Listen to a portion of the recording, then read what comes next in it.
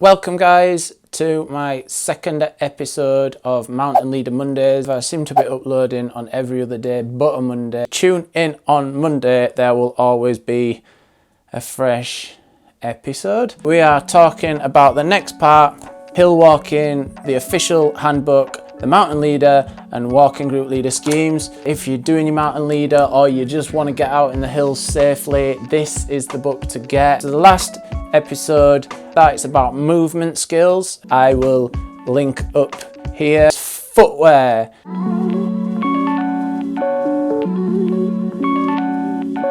What I want to do is use my own experience and tell you my story through footwear.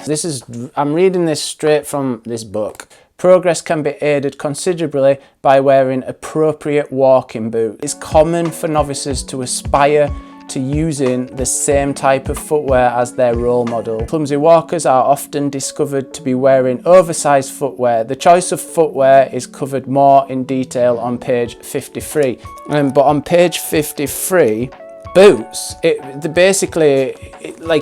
got like a breakdown of the boot, of the walking boot. Like, honestly think we should be treading lightly in the mountains. Look after the wildlife, look after the mountainside, try and prevent erosion. And that can do that by choosing footwear that helps you to move better. I'm not going to go into the technical aspect. I'm talking from my own experience of being out in the mountains and guiding out in the mountains. First thing that I wore when I was a young lad soldier was these. These are like army issue, just simple leather boots with a rubber sole. They're quite heavy, quite difficult to move freely in these. However, they served a purpose and I'm really quite fond of them. Actually, when Emma, my partner, bought these boots, I was like, oh, I really want a pair of them again. And then I just sort of thought, no, because I'm trying to look after my feet better.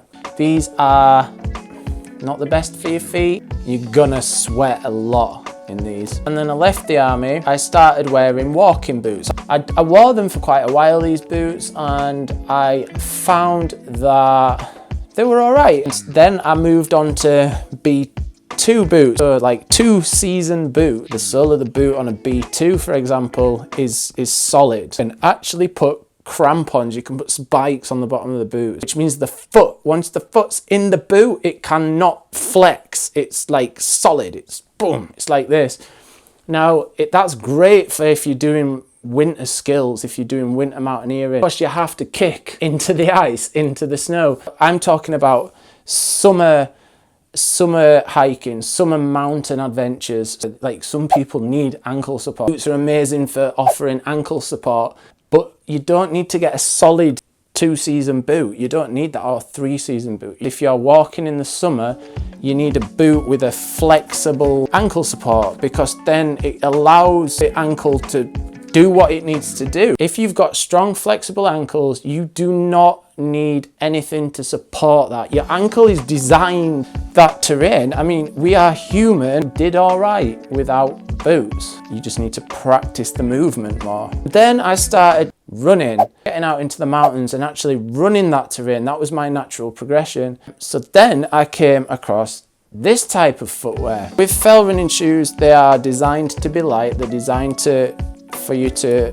run in them. Underneath, they have these lugs, like these spikes. You can get waterproof shoes, which are good for winter, if you're running in the winter, because it adds that extra layer of protection. These aren't Gore-Tex, and my feet get wet. If my feet get wet in these, and then the weather gets better, these dry. Like, they dry pretty quick. And if you're wearing some nice thin socks, you can dry your socks off, you can change your socks, and you've got dry feet again. I found that running really helped me in the fells with my movement and with learning about equipment. These are designed for you to do big miles. They've got the cushion, and that is supposedly like to lessen the impact on the foot, the ankle, then the knee, the hip, looking after the back. However, I personally have found is that the cushion hinders me more than it looks after me. If the footwear is hindering you, you need to try something different. I started developing problems, injuries, and IT band issues. I got Morton's neuroma, which is a scar tissue around the nerve in your metatarsals. So it feels like you got a pebble in your foot. I push down into the cushion, my foot makes this shape, and I get a shooting pain up my foot. So I start altering the shape of my foot to relieve the pain. Now that then starts to twist my knee, and then my knee starts to hurt. Basically, I'm developing more injuries through not looking after my feet properly. I go on holiday and I wear my flip-flops for a whole week, all barefoot, and I never put shoes on once, and I have no pain at all. And I realised that actually walking barefoot or in flip-flops with minimal cushion was helping me. And so these are the shoes that I got. These are very minimal. The sole is completely flexible. The rubber is still hard. Your top is just as durable as any fell shoe. The beauty is the toe box, the front, allows your toes to splay completely out. They are zero drop, so there is no cushion. So I can pretty much feel what's going on under my feet. When I stand on something, I don't feel it with the thicker soles. When I stand on something in these, there's a response. My body responds to what's on the ground, and then everything else makes the right adjustments. I would say experiment. If you need ankle support, get some lighter boots. All those sorts of trail companies out there, they all do a boot version of these kinds of things.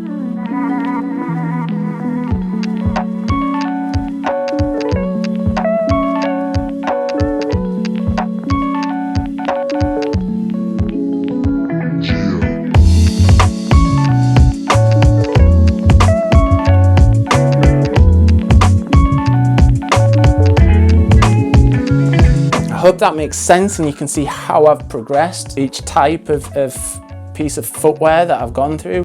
Yeah, I hope you guys found that informative. Hang on. So the next video, it's about route finding. Subscribe, hit that bell, because it'll go ding-a-ling-a-ling whenever I upload something on a Monday. That is it. In a bit.